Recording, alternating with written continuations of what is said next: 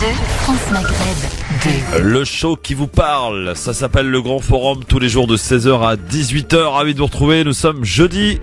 Et oui, nous sommes le 15e jour de Ramadan, ça y est, c'est la moitié de ce mois sacré. Le Ramadan, les doigts dans le nez cette année. Bonjour Anissa Regui. Bonjour Christophe, bonjour tout le monde. Est-ce que tu partages mon optimisme? Les doigts dans le nez, je suis pas si sûre. Ah ouais? Pourquoi? C'est dur, toujours fatigue. Dans la fatigue là. Parce que c'est un peu fatigant. Oui, la fatigue, c'est vrai. Le manque de sommeil, tout ça. Bon, bref, en tous les cas, on est là avec en grande forme pour vous accompagner, ma chère Anissa. Je sais pas ce qu'il fout, notre ami Yasser Louati, là, il nous a fait faux bon, je crois. J'espère qu'il va venir. Ouais, Yasser à la recherche de Yasser Louati. Merci de le croiser et de lui dire qu'il a radio là. Allez, c'est parti jusqu'à 18h avec... on en reparlera dans quelques instants, mais une nouvelle quand même importante. Zinedine Zidane a tout simplement, à la surprise générale, annoncé son départ du Real de Madrid après son triplé, voilà. Cette légende de Zinedine Zidane qui est décidément né sous une belle étoile, en tant que joueur d'abord et puis en tant qu'entraîneur. Lui il n'a pas envie de l'année de trop, il est rentré dans l'histoire quoi qu'il en soit, donc il arrête. Et peut-être attend-il patiemment son tour pour la sélection de l'équipe de France, après que Didier Deschamps se plantera normalement lamentablement en mondial en Russie, évidemment en 2018. Ce n'est que mon impression, je la partage avec moi-même, c'est déjà pas mal. Alors ma chère Anissa, on va parler de plein de choses aujourd'hui. Dis-moi Christophe. Ouais, on va parler d'un événement, d'une actualité que tu souhaitais mettre en coup de cœur. Mais je t'ai un peu anticipé sur ce coup parce que c'est quand même c'est grandiose. La France qui a été condamnée, lourdement condamnée, très lourdement, pour une affaire qui remonte à 2004. Et je me rappelle d'ailleurs avoir rencontré ce jeune homme qui était dans le coma pendant 3 mois et avoir rencontré sa famille en 2004 pour le compte d'une autre radio, d'un autre média. Et c'était une famille complètement meurtrie. Et donc Abdelkader qui reste jusqu'alors avec de lourdes conséquences physiques. Et donc la France a été condamnée. Alors on en reparlera donc tout à l'heure dans cette actualité. Alors sinon t'as choisi un autre coup de cœur, Lisa, ou pas? Pas encore, mais ça va pas tarder à venir. Et avis tranché, pas ou pas? Si, un avis tranché, bien sûr. Tu vas parler de quoi? Sur l'utilitarisme migratoire à travers le cas de Mamadou Gassama. Qui a été applaudi au Mali d'ailleurs. Tout à fait. Sa famille et tout est ravie. Bon, soyez les bienvenus sur France Maghreb 2. C'est parti, voici le programme de ce LGF en ce jeudi. Je vous souhaite la bienvenue et je tiens à faire un big up particulier à Nasser Lajili, chez qui j'ai mangé hier soir. On a été reçu j'ai été reçu comme un roi. Et je salue en particulier Inès, sa formidable épouse, qui nous a concocté un magnifique repas. Bon, je voudrais juste corriger peut-être ma langue qui vient de fourcher au sujet du prénom de Mamoudou. Mamoudou. Voilà, ouais. Gassama. Et Mamoudou pas Gassama, voilà, absolument. À tout de suite, voici le programme. Le Grand Forum avec Christophe Roux sur France Maghreb 2. Au programme de ce Grand Forum, omerta et opacité enquête sur l'islam de France. Qu'en est-il de l'argent de l'islam de France? L'Obs a enquêté. Et ça fait mal. Violence policière, amende historique pour la France pour une affaire qui remonte à 2004. La question LGF du jour, lorsque l'islam a franchi la ligne de la sphère privée, ça s'appelle l'islam politique. Je pense que ce n'est pas compatible avec les valeurs que nous partageons en France, a déclaré la journaliste Sonia Mabrouk sur I24 News. D'accord ou pas d'accord? Vous répondez sur Facebook, France Maghreb 2, ainsi que sur Twitter, LGF officiel. France Maghreb 2 vous souhaite un bon Ramadan. Tout de suite, retrouvez la chronique du docteur Nawel Zine, Santé Ramadan, du site santeramadan.fr. Bismillah, alhamdulillah, wa salat wa salam ala rasulillah. Assalamu alaikum. Le mois de Ramadan a connu la descente du Coran, porté par les anges de l'écriture mère, Al-Lawh al-Mahfoud, vers la maison de la gloire, Bayt al-Izza, au niveau de notre ciel. Ce mois de bénédiction a également été témoin du début de la révélation du Coran au prophète alayhi salatu wassalam et qui s'est poursuivi pendant 23 ans. Le Coran était un enseignement aux compagnons du prophète alayhi salatu wassalam. Les prescriptions étaient progressives et répondaient à leurs questions. Et il restera un recueil d'enseignements pour les musulmans d'aujourd'hui et de demain. Des savants disent que si vous voulez parler à Dieu, accomplissez votre prière. Et lorsque vous voulez qu'il vous parle, lisez son livre, révélé par l'ange Jibril alayhi salam à Muhammad alayhi salatu wassalam. Pendant ce mois, le Coran est donc à l'honneur. C'est le lien entre l'homme et son créateur qui en dit « C'est un livre béni que nous t'avons révélé afin que les hommes de bon sens en méditent les versets et s'y arrêtent pour réfléchir. » Certains pourraient dire qu'il est difficile à comprendre et qu'il faut être un érudit ou alors passer obligatoirement par un exégète. En lisant le Coran, Surat al-Qamar, la lune, nous éclaire. Nous avons fait du Coran une œuvre facile à comprendre pour qu'il serve de rappel. Seulement, est-il quelqu'un pour méditer ce rappel? Le Coran est donc facile à lire et est un rappel pour les gens qui veulent réfléchir. Certains versets sont faciles à comprendre et c'est eux qui constituent la base de ce livre. D'autres demandent plus de connaissances pour être compris. Toujours est-il que nous arrivons au terme de ce mois de Ramadan et que la nuit du destin est parmi ces 10 derniers jours. Une nuit qui est meilleure que 1000 mois. Quel que soit ce que vous avez fait précédemment, il n'est pas tard. Prenez le Coran ces derniers jours.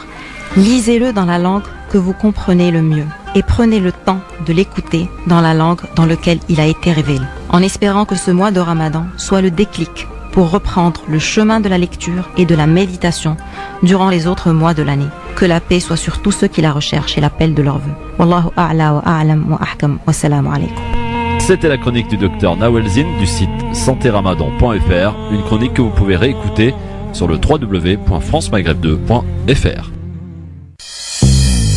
France Maghreb 2 vous souhaite un bon Ramadan.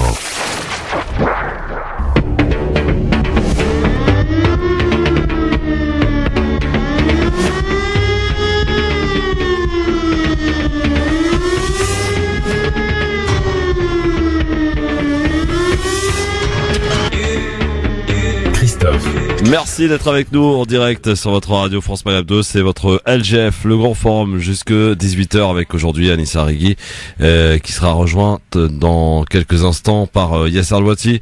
Il est un petit peu en retard. Il sera avec nous, bien sûr, dans quelques instants. Alors, ma chère Anissa, chers amis auditrices, auditeurs, vous pouvez d'ores et déjà nous appeler au 01 40 33 9000 pour réagir notamment à la question du jour. Oui, j'ai encore vu une petite phrase passer par-ci par-là. Il suffit pour remarquer d'ailleurs tout ce qui est propos à caractère islamophobe. Faut souvent regarder I24 News, c'est là que ça se passe visiblement. Et ils avaient d'ailleurs comme invité Sonia Mabrouk. Alors qu'a-t-elle dit, Sonia Mabrouk? Eh bien, la phrase « Lorsque l'islam a franchi la ligne de la sphère privée, ça s'appelle l'islam politique. Je pense que ce n'est pas compatible avec les valeurs que nous partageons en France », a déclaré donc la journaliste Sonia Mabrouk sur I24 News. Est-ce que vous êtes d'accord ou pas d'accord avec cette phrase? Eh bien, je suis assez étonné que sur Twitter, vous êtes quand même 60% à ne pas être d'accord et que sur Facebook, 85% à ne pas être d'accord.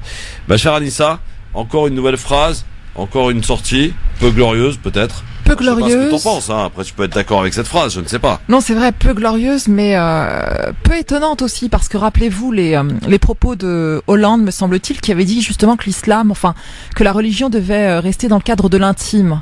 Donc je pense qu'on est tout à fait dans la droite lignée de de ces propos-là, de cette conception-là de la religion qui vise en réalité à en faire quelque chose d'extrêmement privé et pas de public. Donc peu étonnant, choquant quand même, parce que c'est pas du tout en effet la définition qu'on donne à la laïcité juridiquement et voilà, j'ai le sentiment qu'on est encore dans tu l'as dit à juste titre tout à l'heure Christophe, quoi, qu'on nous laisse tranquille avec l'islam. Ouais, ça commence qu'on nous foute la paix avec l'islam. Alors il y a pas mal de commentaires et Malik sur les réseaux sociaux qui nous dit qu'elle aille apprendre dans les lois de la République déjà. Une religion est vécue systématiquement vécue de façon systématique extériorisée, dit-il. Et ne peut se cantonner uniquement à l'espace privé. C'est ce que nous dit Malek, c'est la définition même de la religion. Alors oui, allez s'exprimer, la laïcité est là pour protéger la liberté tant que cela ne constitue pas un désordre à l'ordre public. C'est ce que nous dit Malik sur les réseaux sociaux. Qu'est-ce qu'il y a d'autre comme commentaire?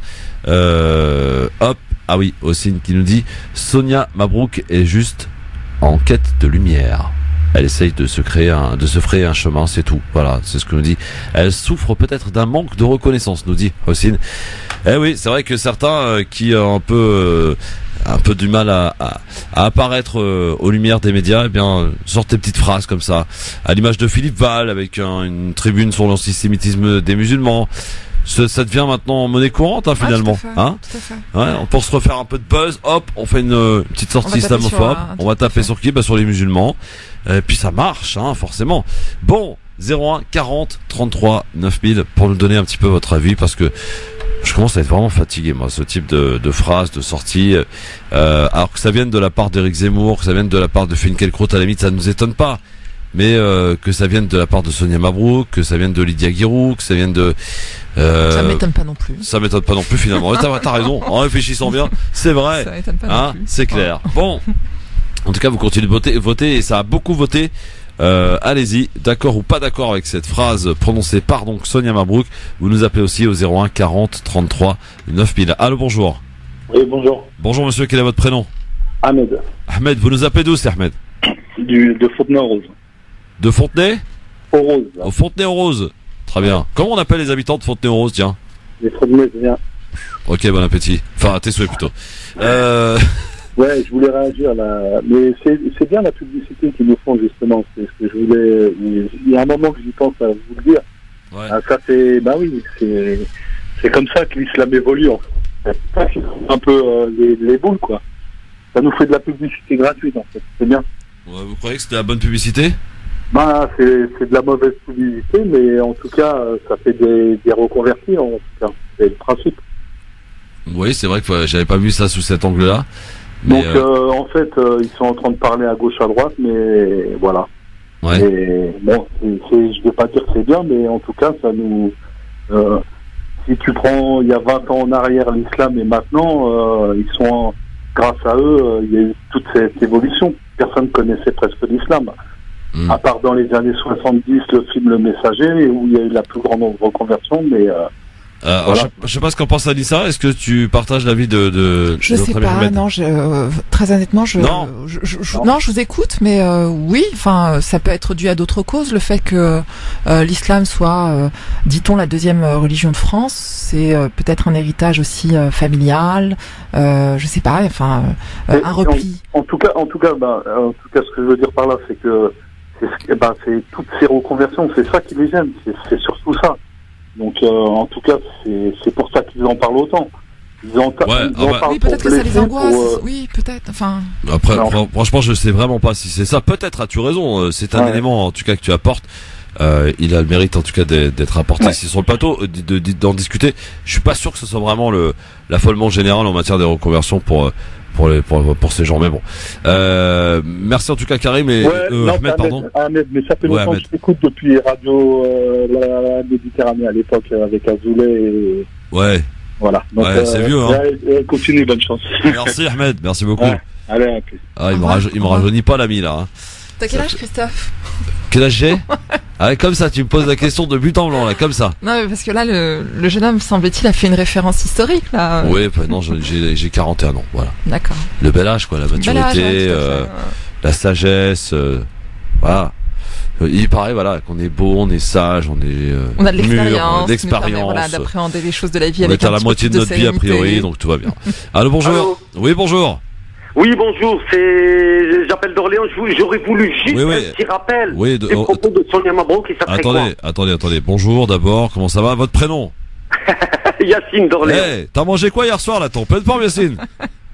Oh, hier soir, j'ai mangé, je viens de me lever, hein, donc je suis en pleine forme. Quoi? C'est quoi ce ramadan? C'est quoi ce ramadan là? Oh. Oui, c'est bien, tu sais quoi, mon secret, c'est les dates. Ça donne de l'énergie, des sucres et des fibres. Oui, et des légumes, le fruit sec le plus riche. T'as dû en manger des boîtes. Oui, c'est comme le prophète, Mohammed alayhi salatu salam. Ouais, mais le prophète, il se levait pas à 5h du soir, hein, excuse-moi. Hein? Ah, attends, qu'est-ce que t'en sais, toi? Ah, bah ouais, toi non plus, voilà. Bon, alors on t'écoute, mon ami.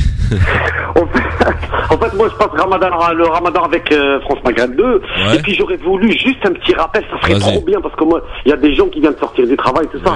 Les propos de Sonia Mabrouk et de tout le reste, quoi. Oui. Et tous les Mabrouk et les Hamid et les Qaddour et des propos anti-islam, quoi. Parce que ça devient à la mode, quoi. Bah oui, c'est ce que je disais tout à l'heure, ça commence à suffire, quoi. Ça commence à être très ennuyeux que ça vienne de la part de ces gens qui sont issus de la culture, quoi. Voilà. Oui, en plus. Ça veut pas dire forcément issus de la religion, mais issus de la culture. Il voulait interdire tout accès de toute origine étrangère, alors que lui, il vient d'Égypte, il est né en Égypte.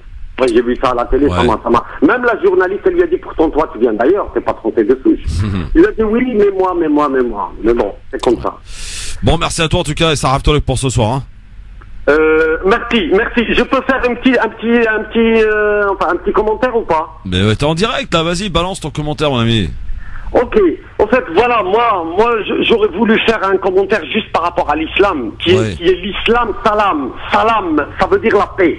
Où le musulman doit s'annoncer en disant assalamu alaikum. C'est une déclaration de paix. Donc l'islam, c'est une religion de lumière et de paix.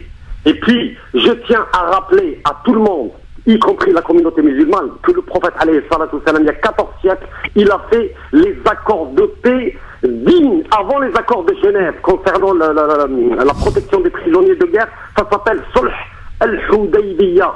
Moi, j'étais à l'école, gamin, l'école républicaine algérienne populaire, donc je suis une imam ni théologien. Populaire, j'aime bien à chaque fois. Républicaine et populaire. T'as oublié le 1, 2, 3 vive l'Algérie aussi. Comment? T'as oublié le 1, 2, 3 vive l'Algérie. Oui, voilà. C'est obligatoire. Oui, ça c'est au stade, ça. Ça c'est au stade quand il y a le ballon de foot, ça. Ahmed, tiens, je me posais une question hier soir avec des amis. Je me disais, tiens, ça va être la Russie, le mondial en Russie en 2018, là, dans quelques jours. L'Algérie n'est pas qualifiée. Mais j'ai fait le pari qu'on va retrouver, quoi qu'il en soit, des drapeaux algériens. Évidemment. Obligé. Quand tu vois des drapeaux algériens dans les manifs de la CGT, s'il te plaît. Hein? Franchement. Vous êtes trop forts, les Algériens. C'est la maladie du drapeau, je sais pas pourquoi. Vous êtes trop forts, les mecs. Merci Ahmed, salut à toi. Ciao. 01 40 33 9000. En tout cas, vous continuez de commenter, bien sûr, de répondre à cette question. 01 40 33 9000. D'accord ou pas d'accord avec cette sortie de Sonia Mabrouk? Vous nous appelez, bien sûr, vous nous donnez votre avis, qui nous intéresse plus que jamais. Dans quelques instants, on va suivre Anissa Reguet pour son avis tranché, bien sûr. On va faire un petit tour, tiens, par notre zapping. Alors, qu'est-ce qui se passe dans notre zapping? Bah, il y a du sympathique, hein. Allez, c'est parti. Voici le jingle de notre zapping. Un jingle que j'aime beaucoup. Tiens, écoute-moi ça, Anissa. Allô, quoi. C'est comme si je te dis, t'es une fille, t'as pas de cheveux. Par exemple, dans ce collège à Creil, 3 jeunes filles musulmanes.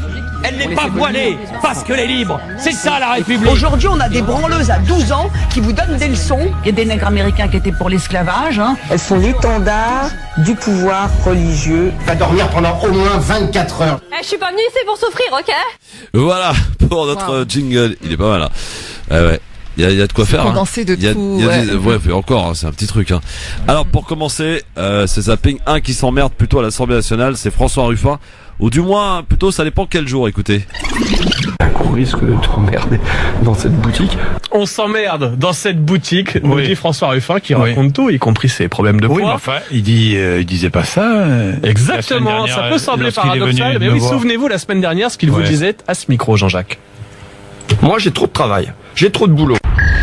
Voilà, alors il s'emmerde, des fois il a trop de travail, ça n'a plus rien comprendre, François Ruffin. Qui pourrait justifier d'ailleurs le taux d'absentéisme incroyable de nos députés. Ouais, tout à fait. Ah ouais. Le fait qu'ils s'emmerdent. J'ai pas vu ce problème-là sous cet angle, tiens.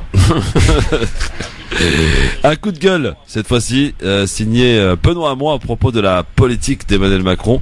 Coup de gueule passé lors de la dernière manif. Écoutez Benoît Hamon. Ils enfoncent des grands coups de poignard dans la vie quotidienne des gens et après ils font les vierges effarouchées quand ça pique un peu. Qu'est-ce que c'est que le spectacle d'une photo ou d'un poster de Macron caricaturé par des manifestants par rapport à ce qu'il fait dans les hôpitaux publics à des infirmières qui sont en burn-out ou dans des EHPAD? Qu'est-ce que c'est que par rapport à un gamin ou une famille, un lycéen qui va découvrir qu'il n'a pas d'affectation à l'université? Qu'est-ce que c'est par rapport à un sans-papier qui est là depuis 10 ans, qui bosse parfois et qui a pas de papier? Qu'est-ce que c'est par rapport à un réfugié qui voudrait le droit d'asile et qui se fait marcher dessus par des gens qui ne respectent même plus les droits fondamentaux de la République? Voilà, non mais... Macron, on peut pas être impunément violent. Il est violent. Moi, je ne justifie aucune violence en réponse. Mais sa violence à lui, elle est frappante parce qu'elle ignore. Il marque une forme d'indifférence aux inégalités et à la pauvreté. C'est comme si, ça ne le préoccupait pas. Et en même temps, il fait « Oh, les gens protestent !» Et il vient à mépriser, y compris la protestation des gens. Mais ils ont parfois plus que ça. Leur voix, leurs amygdales, pour crier et dire on en a marre. Et même ça, Macron dit mais non, moi je sais ce qui est bien pour vous. Dormez braves gens, je m'occupe de vous. Il est remonté le Benoît Hamon, hein. Je trouve que ce qu'il dit est plutôt juste. C'est vrai. Il y a beaucoup de regrets quand même. Monsieur 5%, 6% aux élections. Vraiment dommage. Ouais, non, c'est vrai. C'était un des meilleurs programmes. En tout cas, alors moi j'ai pas franchement d'amitié pour Hamon, mais je trouve quand même que dans l'ensemble des voix de cette présidentielle, c'est celui qui avait la voix la plus juste, c'est ça. La plus conforme, je dirais, une aspiration peut-être largement partagée des Français. Bon, autre chose, et pour finir dans ce zapping, il n'y a pas de désaccord autour des aides sociales au sein du gouvernement, Anissa. C'est le message qu'a voulu faire passer Édouard Philippe hier. Le Premier ministre a tenté de tirer un trait sur les divergences entre ses ministres à propos d'une possible baisse des prestations sociales. Écoutez le Premier ministre. La question n'est pas du tout de savoir s'il y a trop ou pas assez d'aides sociales. Mon sujet ici, c'est de vous dire, et de le dire clairement, et de le dire en face, le système auquel les Français sont attachés parce qu'ils considèrent qu'un haut niveau de solidarité est indispensable dans une société républicaine, à juste titre. Que ce système n'est pas efficace. Que ce système n'accompagne pas suffisamment et de façon suffisamment individualisée ceux qui en ont le plus besoin. Que ce système ne garantit pas le fonctionnement de l'ascenseur social. Voilà, Édouard Philippe, le Premier ministre, donc, qui a tenté de rassurer, sans trop rassurer finalement. Voilà, parce qu'il faut s'attendre visiblement à de nouvelles baisses de prestations sociales. La guerre contre les pauvres est ouverte. Voilà, la guerre contre les pauvres est ouverte. Ça, c'est la phrase d'Anissa Regui. Voilà. Oui, effectivement. En tout cas, ça commence à interpeller, en tout cas, au sein. Non, mais je comprends pas, moi, cette, je sais pas si c'est une stratégie ou quoi que ce soit, qui consiste en fait à envoyer 2-3 ministres balancer des énormités, comme Darmanin là, qui vient dire il y a beaucoup d'aides, d'aides sociales, et quand on lui pose la question de savoir combien il est incapable de donner ni la nature ni le nombre, et qui vient dire il faut quand même en supprimer. Donc je sais pas si c'est une technique, une stratégie particulière d'envoyer comme ça au front ces ministres-là, et puis au final revenir en disant écoutez, non finalement vous inquiétez pas, on ne touchera pas les aides sociales. Est-ce que c'est une façon de d'œuvrer vers la diversion, c'est-à-dire que on va attirer l'attention sur les aides sociales pour éviter de parler du combat des CGTistes, du combat des machinistes, du combat des hôpitaux, des services publics? Je sais pas, mais je comprends pas moi ces revirements sur ces questions qui sont quand même d'importance, quoi. Votre avis nous intéresse bien sûr sur le sujet, et sur tous les sujets d'ailleurs que nous abordons dans cette émission. Pour se faire et prendre la parole, 01 40 33 9000, où que vous soyez, que ce soit ici en France, mais aussi sur la planète Terre, bien n'hésitez pas, 00 33 1 40 33 9000 pour nous appeler, prendre la parole, et n'oubliez pas, télécharger l'application France Maghreb 2, comme ça, partout où vous allez, on vous accompagne, on est avec vous, quoi. Alors, demain soir, tiens, je change complètement de sujet pour vous annoncer que demain soir, 23h, l'équipe LGF, pas totalement, mais en grande partie en tout cas, sera là demain soir pour vous faire découvrir finalement les chroniqueurs sous une autre facette. Anissa Regui très sérieuse, machin, mais Anissa Regui, pas du tout. Elle est un peu moins sérieuse, après le tour.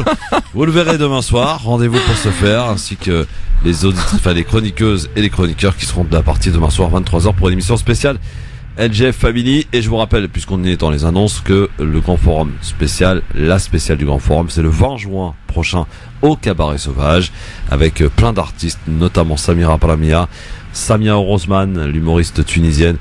Il y aura également Aziz Semaoui, Nesrine, Kaina Samet, plein d'artistes. Beau monde, ouais, du beau monde, absolument. Accompagné, c'est important de le dire, parce que tous les artistes qui seront là chanteront en live, il n'y aura pas de playback. Ils seront accompagnés par des musiciens, parce que nous on n'aime pas les gens qui font semblant.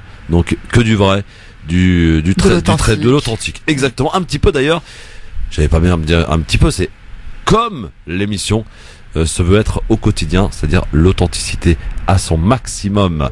01 40 33 9000, rendez-vous le 20 juin donc pour réserver votre place, www.cabaretsauvage.com. On va ouvrir 2 dossiers, messieurs dames, importants dans la prochaine heure de cette émission avec Yasser Louati et Anissa Regui. Dans un instant, vous parlez de cette opacité qui semblerait être au rendez-vous d'après une enquête du Nouvel Obs, puisqu'on y apprend donc alors le titre de l'article c'est Omerta et opacité, enquête sur l'islam de France. Ça promet, évidemment, on en reparle dans un instant. Et puis la France lourdement condamnée suite à une violence policière qui remonte à 2004. L'amende est une amende record Elle a été condamnée par la Cour européenne des droits de l'homme, parce que l'affaire avait été portée devant la justice française. Évidemment, ça avait été relaxé en appel, puis devant la Cour européenne des droits de l'homme, et c'est là que la France a été bel et bien condamnée. À tout de suite sur France Maghreb 2, restez bien avec nous. Le LGF revient tout de suite. Merci d'être avec nous sur France Maghreb 2. Je vous rappelle, messieurs, dames, la question du jour aujourd'hui, c'est lorsque l'islam a franchi la ligne de la sphère privée. Ça s'appelle l'islam politique. Je pense que ce n'est pas compatible avec les valeurs que nous partageons en France. C'est ce qu'a déclaré la journaliste Sonia Mabrouk sur i24 News. Vous êtes d'accord ou pas d'accord avec cette phrase? Vous continuez de voter sur Facebook France Maghreb 2 ainsi que sur Twitter LGF officiel. Je rappelle comme sur Twitter 60% sont pas d'accord contre 40% qui sont d'accord donc avec cette phrase prononcée par Sonia Mabrouk, et sur Facebook c'est 85% de pas d'accord avec Sonia Mabrouk. Vous continuez de voter en tout cas et nous appeler au 01 40 33 9000. Est-ce que notre ami Yasser est prêt? Bien sûr, Christophe. Ah super. Alors on va parler évidemment de ce héros, de ce monsieur qui a pas hésité en tout cas à grimper les fameux 4 étages pour sauver un enfant. Il a été reçu les honneurs de la République. Voici la vie tranchée, mesdames, messieurs, de Yasser Louati. Jingle.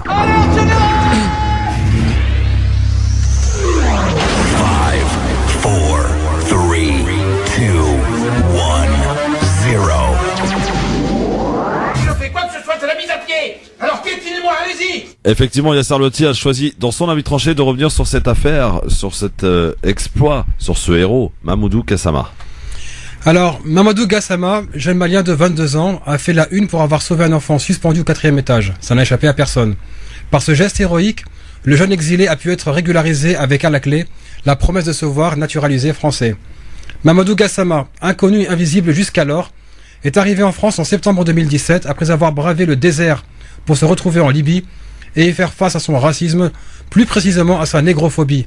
Ses geôles, l'humiliation, la torture et la traite inhumaine des exilés qui, je le rappelle, partagent pour la plupart la même religion que les habitants de ce pays. Après avoir quitté la Libye et risqué d'y être réduit à l'esclavage, il a comme des milliers d'autres risqué sa vie en traversant la Méditerranée sur une embarcation de fortune. Après avoir traversé le cimetière qui est devenu la Méditerranée, dans laquelle gisent les cadavres de plus de 20 000 exilés, il traverse la frontière franco-italienne en fuyant la police et les groupes fascistes des deux pays qui se sont engagés dans la chasse à ceux qu'on appelle les migrants. Mamadou a tout bravé pour arriver en France auprès de sa famille après avoir traversé cette maudite frontière que les groupuscules d'extrême droite français ont occupée avec l'accord implicite du ministre de l'Intérieur Gérard Collomb. Souvenez-vous, il y a encore 2 semaines, ils organisaient des expéditions au col de l'Échelle pour traquer les exilés en affrétant même un hélicoptère et un avion. Et comment Gérard Collomb pourrait s'en plaindre alors que sur cette même frontière, les gendarmes français contrôlent puis abandonnent des mineurs dans la montagne enneigée en leur indiquant simplement le chemin du retour vers l'Italie. Comment donc Gérard Collomb pourrait s'en plaindre, cette traque des exilés comme Mamadou, alors que ce même ministre de l'Intérieur déploie sa police pour leur interdire la simple distribution d'eau? Il aura donc fallu que Mamadou risque encore une fois sa vie, mais cette fois en sauvant la vie d'un Français, pour que son humanité soit enfin reconnue et pour qu'il soit régularisé. Spécialiste de la communication et des postures, Emmanuel Macron fait célébrer ce héros venu du Mali, alors que la police a toujours pour ordre de pourchasser ses compagnons d'infortune, les empêcher de manger, de dormir et de réprimer tous ceux qui tentent de leur venir en aide. Il y a encore 1 semaine, Mamadou n'était en France qu'une cible des rafles au pire, une statistique au mieux. Pour autant, la reconnaissance de l'humanité de M. Gassama ne profitera pas à ses milliers de camarades d'infortune. La violente politique anti-migratoire d'Emmanuel Macron continuera de s'abattre sur les milliers d'autres Mamadou Gassama, et je serais curieux de savoir combien de fois Mamadou a fui la police française et combien de fois il a été confronté aux réalités de sa déshumanisation. La France célèbre le geste héroïque de Mamadou Gassama, alors qu'il y a encore 2 semaines, elle a accepté sans broncher le passage de la loi Asile-Immigration portée par Gérard Collomb et soutenue par le Front National. Ça ne s'invente pas. Emmanuel Macron fait encore une fois pire que Pasqua, Sarkozy ou Valls réunis en prenant soin de bien laisser son ministre de l'Intérieur endosser le rôle de facho de service, comme il le dit lui-même. Si Mamadou mérite tous les honneurs, c'est pour son combat pour une vie digne. Mais en retour, nous méritons tous la médaille de la honte pour cette hypocrisie collective qui nous permet de célébrer son geste, mais de nous accommoder du pillage de l'Afrique, aussi bien par notre pays que par Total, Areva, Michelin ou Bolloré, pour ne citer que. ce pillage qui saigne l'Afrique de ses ressources, à commencer par sa jeunesse. Quant à ceux qui s'offusquent de voir ces exilés en bas de chez eux, allez donc jusqu'au bout de votre logique et retournez-vous contre ceux que vous portez au pouvoir et qui provoquent ces migrations forcées. Monsieur Gassama n'aurait jamais pris la route de l'exil si ce n'était parce que la France fait subir à son pays. Je vous surprendrai en citant Jacques Chirac, pour qui je n'ai aucune sympathie. Mais c'est l'ancien président lui-même qui le reconnaît et qui dit, je cite, « Une grande partie de l'argent qui est dans notre porte-monnaie vient précisément de l'exploitation de l'Afrique. » Et de conclure qu'il faudrait un peu de bon sens pour rendre aux Africains ce que la France leur a pris. À défaut de reprendre les richesses de son pays, ce héros a donné une leçon à tous ceux qui méprisent les exilés comme lui. Bienvenue à vous, monsieur Gassama. Si vivre parmi nous vous rend heureux, alors vivez heureux. Vous ne devez absolument rien à personne. Merci Yasser Louati. Alors sur l'aspect hypocrite de cette affaire, Anissa. Ah, parfaitement d'accord, hein. Moi il n'y a pas de difficulté sur ce terrain. Mais c'est pas, franchement, et je peux m'en expliquer. Change de micro, parce que celui-là il marche plus, voilà. C'est bon. Voilà, je suis parfaitement d'accord avec Yasser sur l'aspect hypocrite de cette démarche. Là-dessus, il n'y a pas de difficulté.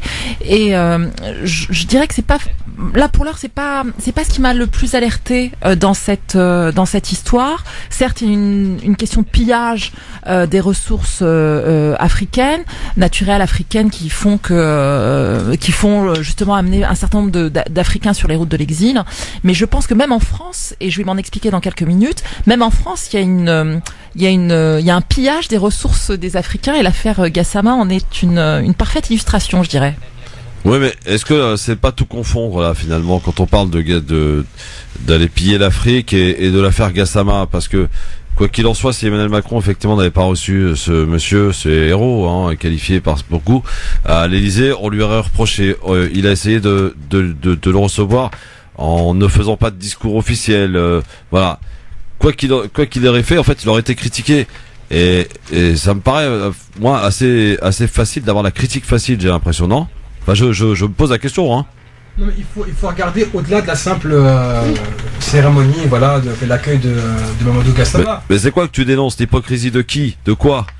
C'est le même Emmanuel Macron qui fait passer la loi asile et immigration. C'est le même Emmanuel Macron qui continue d'avoir des troupes françaises en partout en Afrique. C'est le même Emmanuel Macron qui a sa police qui pourchasse ces mêmes réfugiés, ces mêmes exilés. Donc il y a un moment, on ne peut pas célébrer Mamadou Gassama et taire ce que les autres Mamadou Gassama subissent tous les jours. Je veux dire, c'est quand même sous Macron qu'on interdit aux associations d'aide aux réfugiés, aux exilés, la simple distribution d'eau. C'est sous Macron qu'on les criminalise. Donc moi je veux bien, on célèbre le geste du héros, d'accord. Mais derrière, voilà, il ne faut pas oublier non plus, en effet, les politiques iniques en matière d'immigration. Ouais, en tout cas voilà, votre avis nous intéresse, si vous êtes d'accord ou pas d'accord d'ailleurs avec notre ami Yasser Louati, eh bien vous n'hésitez pas à le faire savoir. 01 40 33 9000 pour nous donner votre avis sur le sujet. Y a-t-il de l'hypocrisie dans l'air de la part du président de la République, et j'allais dire de la part de toute la classe médiatique aussi qui s'est emparée de cette affaire, parce que peut-être que on n'est pas sans savoir, mais il y a peut-être des héros, des Mamadou Gassama, il y en a plein, mais les médias choisissent d'en retenir que quelques-uns au travers de quelques vidéos qui font le buzz sur Facebook, mais des gens qui sauvent d'autres vies, il y en a plein, non, Yasser, Anissa? Bien sûr, en fait, j'imagine. Ça conforte la posture de la bonne vieille charité blanche. En fait, voilà, tu as sauvé la vie d'un Français, donc on va t'octroyer la nationalité. Et moi je suis désolé, et les 15 000 personnes, les 20 000 personnes qui gisent en fond de la Méditerranée, c'est pas des héros? Ouais. C'est 20 000 personnes, effectivement. Ouais. 01 40 33 9000, évidemment, pour nous appeler, pour agir. Alors, ma chère Anissa, dans ton avis tranché, on parlera de quoi? Justement, de l'affaire Gassama et de... Mais sous un autre angle? Sous un autre angle. Très bien. Je pense. Dans quelques minutes. Alors, je voudrais qu'on ouvre un autre dossier, là. Yasser Louati, Anissa Rigui, c'est du très lourd, là. Le titre de l'article, je vous le donne, c'est Omerta et opacité, enquête sur l'islam de France. C'est qu'en est-il finalement de l'argent de l'islam de France? Parce que en tout cas on s'aperçoit que le respect n'y est pas, que la reconnaissance n'y est pas, que cette communauté peine à se faire respecter, c'est le moins qu'on puisse dire. En tout cas, l'Obs a fait le travail, a fait une enquête, et elle est très très dure. Vous savez que ce journal a enquêté. Alors Macron qui veut lui insister sur les représentants des musulmans français à mettre justement de l'ordre dans leurs finances. Pourquoi ? Pas parce que on y apprend dans cette enquête que le reste, serait selon le reste suivrait en tout cas selon lui. Hein. Si d'abord les responsables des différents lieux de culte font de l'ordre dans leurs finances, le reste suivra. C'est ce que déclare en tout cas Emmanuel Macron. Alors, qu'est-ce qu'il y a dans cette enquête ? Rémunération des imams. Est-ce que c'est un sujet que vous maîtrisez, cher Yasser, cher Anissa? La rémunération des imams, apparemment, ça peut aller du simple au double, c'est du grand n'importe quoi, il n'y a pas de règle, c'est selon quoi.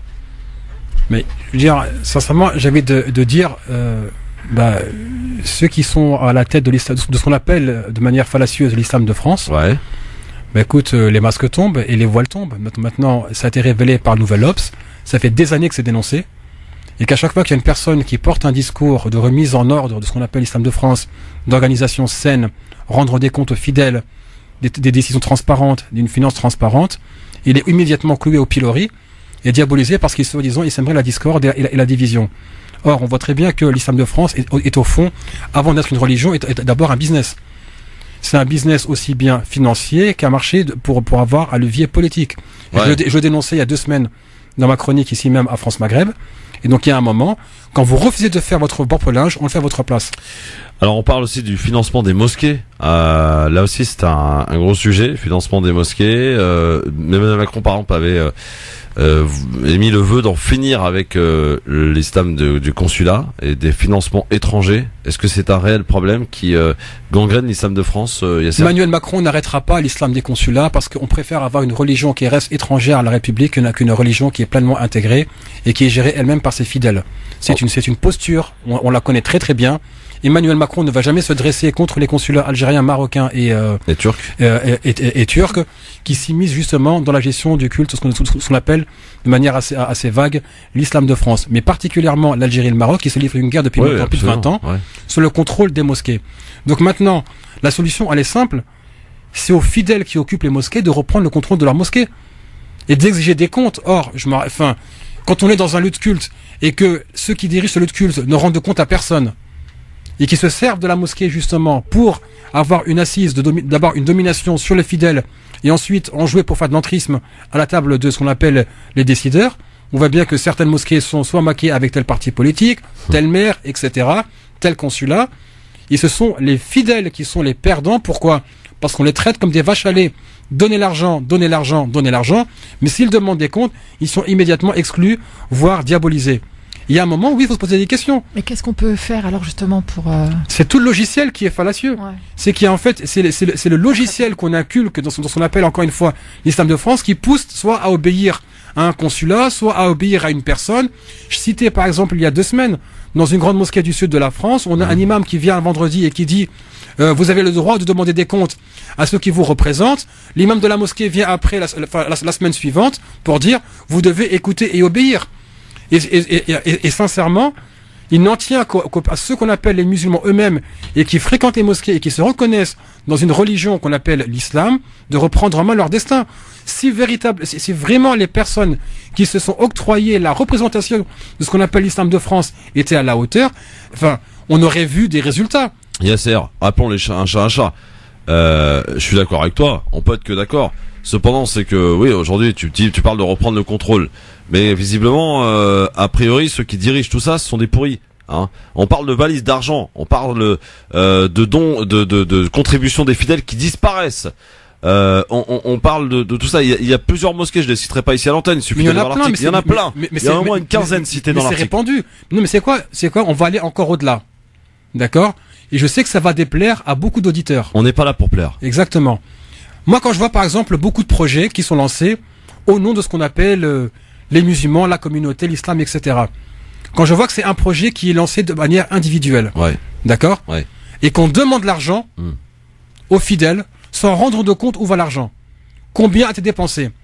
Je vais ouvrir un centre, je vais ouvrir une école, je vais ouvrir cela. Donc on pompe l'argent des fidèles, et quand ces fidèles veulent fréquenter ces établissements-là, on leur fait payer en plus. Et là, sincèrement, moi, ça s'apparente à un prêt bancaire gratuit. Ouais. Ça veut dire, j'ai un projet personnel, si je vais à la banque, je vais devoir rendre cet argent, mais je vais vendre ce projet comme un projet pour tout le monde, mais en fin de compte, c'est moi seul qui va en tirer profit. J'ouvre un centre, je me nomme directeur, président, tout ce que vous voulez, je me mets un salaire 4 000, 5 000 euros, et je fais payer encore une fois les fidèles. Ça, pour moi, c'est inacceptable. Mais si les fidèles l'acceptent eux-mêmes, personne ne pourra rien pour eux. Et on continuera à avoir des enquêtes qui humilient ceux qu'on appelle les musulmans dans ce qu'ils ont de plus cher. Mais ce ne sont pas, ce n'est pas cette religion-là qui est le problème. C'est la manière dont cette religion est appliquée à des fins politiques. C'est ça. Et combien de projets de mosquées qui ont été présentés, à qui on a demandé d'ailleurs de l'argent aux fidèles, et qui après, eh bien, les responsables sont partis avec la caisse, tout simplement. Combien ? Il y en a eu combien ? Il y en a eu plein. Ça, en fait, ça arrive de moins en moins. Mais moi, il y en a eu plein dans le passé. Je peux citer plein d'exemples. Il y en a eu plein dans le passé, donc ça pose une question sur comment est-ce que c'est géré. Ouais. D'accord, si c'est pour avoir une gestion digne d'une boutique, d'une épicerie, alors que c'est un projet à plusieurs millions d'euros. Il n'y a pas de trésorier, il n'y a pas de. Enfin, ça fonctionne comment justement le principe de. Moi, ça m'étonne qu'une personne puisse mettre la main sur les collectes des fidèles et partir avec. Non, mais il y a une association au départ, il y a tout un collectif et tout ça, tout est bien réparti, sauf que le président se barre avec la caisse. C'est arrivé plein de fois. Et autre chose. Donc là, maintenant, on se focalise sur l'argent. Ouais. Mais moi, je suis désolé. L'enquête se focalise beaucoup sur l'argent. En fait, d'abord, on va d'en arriver à l'argent. Il faut quand même d'abord commencer par comment est-ce que ces personnes ont été mises en place. Par qui ? Par qui ? Est-ce qu'ils rendent des comptes ? Moi, je suis désolé. Il faut d'abord se poser la question envers qui va leur allégeance. Ouais. Est-ce qu'elle va vers une confrérie, un groupe idéologique, un consulat, ou est-ce que ça va vers les fidèles eux-mêmes ? Jusqu'à preuve du contraire. Ce qui est partagé par ces différentes personnes, c'est plutôt le mépris envers le petit peuple et la soumission envers les dominants. Ça veut dire, on va se mettre au service. Et là, je vais pas le citer, mais bon. Ouais. Un sociologue qui me confie, mais tu sais, Yasser, pour la surveillance des mosquées, c'est pas les RG qui vont les voir. Ce sont les dirigeants des mosquées qui vont les voir. Pour mettre sous surveillance les fidèles eux-mêmes. Et quand vous avez par exemple des responsables de mosquées qui viennent et qui s'assoient sur la nuque des fidèles pour que eux puissent avoir une table à la place des décideurs. Moi, je suis désolé, il y a un moment, faut que, l'enquête du Nouvel Obs fait mal. Si ça vous fait mal, remettez-vous en question. Alors, contrôle des subventions venues donc de l'étranger, je disais, contrôle également des contributions des fidèles, le business du halal, parce que ça en est vraiment un business. Tout doit être donc remis sur la table. C'est ce que préconise donc le président de la République Emmanuel Macron, qui réfléchit donc depuis plusieurs semaines, notamment avec un certain bonhomme que tout le monde connaît, un certain Hakim El Karoui de l'Institut Montaigne. Mais là, de toute façon, pardon, ce que tu veux. Non, vas-y.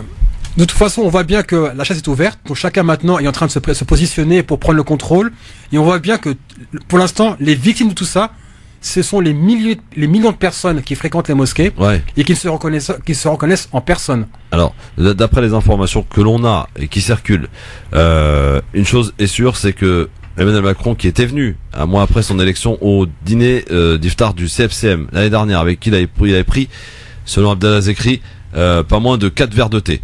Il avait passé un moment jusqu'à 1h du matin. Il avait promis de revenir. Quel honneur. Il avait promis de revenir. Il a bu 4 verres de thé. Ouais. Et cette année, eh bien que nenni, il envoie son Premier ministre, il ne viendra pas. C'est là ma question, le début de la fin du CFCM, puisqu'on a cru comprendre que Emmanuel Macron avait dans l'idée, une idée également qui lui a été soufflée bien sûr, de faire comme nos amis frères de confession juive, un espèce de consistoire de musulmans, donc pour les musulmans. Ça va être annoncé pour le mois de juillet, et qui aurait comme grand représentant, grand imam de France, un certain Tariq Obro. Mais c'est quand même... Ça, c'est les informations qui circulent. Non, mais je veux dire, avant que ce soit confirmé ou pas, c'est quand même sidérant que des millions de personnes attendent que ce soit Emmanuel Macron, président d'une république laïque, qui vient s'ingérer dans les affaires internes du culte, pour leur dire comment ils doivent s'organiser et qui sera nommé. Je veux dire, il y a véritablement une infantilisation de ces millions de personnes. Et sincèrement, moi je pense que le salut... Ou une incapacité, Yasser aussi, tu peux le dire, non ? Un manque de volonté peut-être. Un manque de volonté, regarder ailleurs, s'acheter une conscience, j'ai fait un don pleurer, et je regarde ailleurs. Mais moi, je veux dire, il y a un moment, il faut se poser la question, mais demandez-vous pourquoi il se permet de faire ceci avec vous et pas avec d'autres. Parce que les autres sont mieux organisés, peut-être, non? Mais dans ce cas-là, on peut pas toujours blâmer les autres. Dans ce cas-là, si le Nouvel Obs vient faire une enquête et laver le linge sale des finances dans ce qu'on appelle l'islam de France, c'est qu'il y a un moment, plus personne, en fait, tout le monde regarde ailleurs, où tout le monde profite, et tout le monde se dit, ça ne me regarde pas. Et maintenant, la saleté a touché le ventilateur, pour pas dire l'expression plus vulgaire en anglais. Ouais. D'accord? Maintenant, c'est chacun qui va payer. Puisque de toute façon, vous voyez bien que c'est qui est Tarek Oubrou, par qui est-ce qu'il a été nommé? Il va être nommé à la tête de l'islam de France, Mufti de la République, par Emmanuel Macron, qui préside une république laïque. On marche sur la tête. Oui. Alors Anissa, qu'est-ce que t'en penses, toi? Est-ce que t'as... Oula, alors moi sur la gestion des mosquées, sur tout ça, j'ai aucune connaissance sur ce terrain-là. Je préfère le dire en toute transparence. J'imagine seulement ces millions de fidèles qui vont à la mosquée en se souciant finalement que très peu de savoir où vont leur argent, où va leur argent. Ils devraient d'ailleurs s'en soucier. Hein.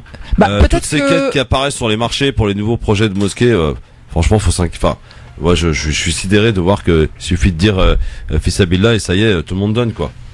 Ouais, alors après, je sais pas quel est le comportement de ces fidèles vis-à-vis des quêtes opérées sur les marchés, mais j'imagine en plus, et c'est ça qui est un peu dommage, c'est qu'il y a une forme de sacralité au don quand ça se passe dans une mosquée, et que finalement on se dit, on va pas se faire rouler, c'est pas possible, pas ici, pas par un imam, pas par une personne qui vient professer justement. En effet non mais justement, mais si vous voulez, je peux comprendre l'attitude de ce fidèle qui veut pas se poser ces questions-là en se disant, de toute façon, si en effet il y a un détournement de fonds, finalement c'est pas mon problème, moi mon rapport c'est moi et Dieu. Je fais cet acte. Ils n'ont plus peur de Dieu, Anissa, ces gens-là. Ils n'ont plus peur de Dieu. Bien sûr. Mais justement, ces fidèles-là doivent certainement. Je te parle des fidèles, je te parle pas des imams. Je te parle des responsables, des trucs. Alors ça après en effet, c'est que veux-tu que je te dise, Christophe, c'est regrettable, c'est condamnable, c'est éthiquement, moralement et juridiquement, je pense, puisque si c'est une association, rien n'empêche en effet les fidèles de mettre en cause la responsabilité à tout le moins pénal, enfin à tout le moins civil et tout au plus pénal de ce dirigeant de mosquée qui détourne les fonds de la caisse. Donc il y a toujours une possibilité sur le plan juridique alors est-ce que ça va servir après? J'ai le sentiment que c'est un peu ça. Est-ce que justement ce que dénonce l'article va servir après à une réorganisation entre guillemets de ce qu'on appelle communément l'islam, à tort d'ailleurs, l'islam de France? C'est regrettable parce que je pense que c'est quelque chose qu'on aurait pu en effet nous, enfin les fidèles de France, organiser de nous-mêmes sans le regard extérieur des pouvoirs publics et surtout d'une république qui se dit laïque. Voilà. Tiens, j'ai repéré un nouveau sondage islamophobe, les enfants. C'est dans le Figaro apparemment. Sortie scolaire. Êtes-vous favorable à ce que les mères accompagnatrices puissent être voilées? Ça devient un marronnier ce truc-là. Ouais, parce puis que surtout, c'est pas la première fois que la loi répond à cette connerie, quoi. Ouais. Tu vois. Ouais, non, je suis d'accord. Donc, non mais au bout d'un moment, ça. On le disait tout à l'heure, presque en introduction, laissez-nous tranquilles, quoi. Avec l'islam de voilà. Bon, en tout cas, vos avis, parce que nous intéresse. Hein, je vous trouve peut-être un silence gêné de votre part. 01 40 33 9000. Vous qui peut-être donnez beaucoup d'argent dans les mosquées, sans savoir où ça va. Est-ce que justement vous y intéressez? Où va votre argent? Est-ce que vous regardez? Est-ce que vous demandez des comptes à ceux qui vous demandent de l'argent? Répondez-nous franchement. 01 40 33 9000. J'ai envie de savoir, moi, si on a affaire à des moutons ou à des gens qui réfléchissent. À tout de suite. FM à Reims et toute sa région. France Maghreb 2, France Maghreb 2. France Maghreb 1 vous souhaite un bon Ramadan. Bonjour. Notre alimentation peut être notre meilleur ami comme notre pire ennemi si les règles alimentaires ne sont pas respectées. Le prophète, paix et bénédiction d'Allah sur lui, aimait les aliments sucrés et le miel. Il mangeait ce que les habitants de son pays consommaient, le pain, la viande, les fruits, le lait. Cependant, il prenait soin de ne pas associer certains aliments.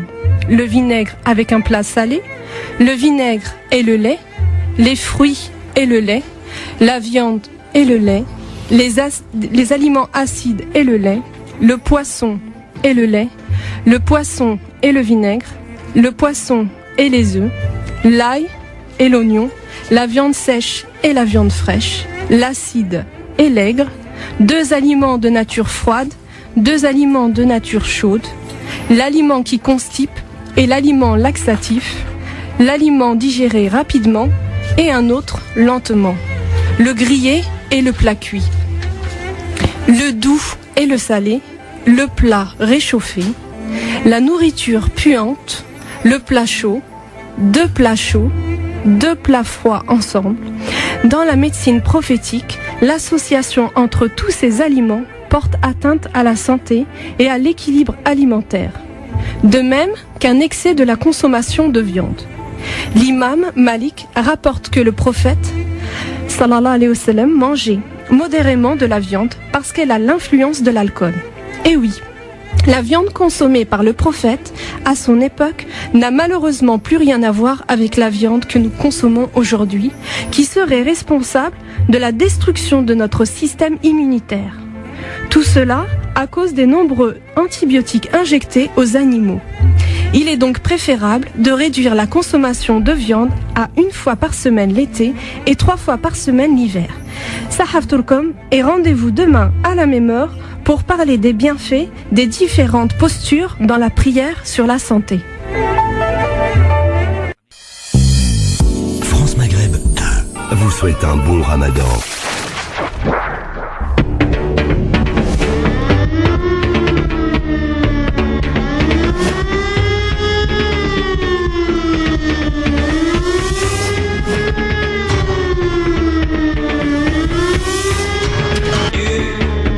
Christophe sur France Maghreb 2.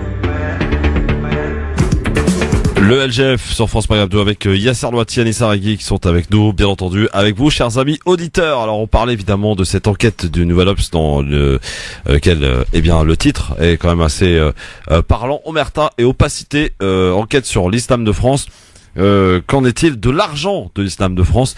Eh bien, je pense que le Nouvel Obs, en tout cas, il répond plutôt bien avec une enquête approfondie sur beaucoup de mosquées. Alors je vais pas faire les citer ici parce qu'il y en a pas mal, des mosquées concernées. On se demande où est passé l'argent, les dons des fidèles, etc., etc.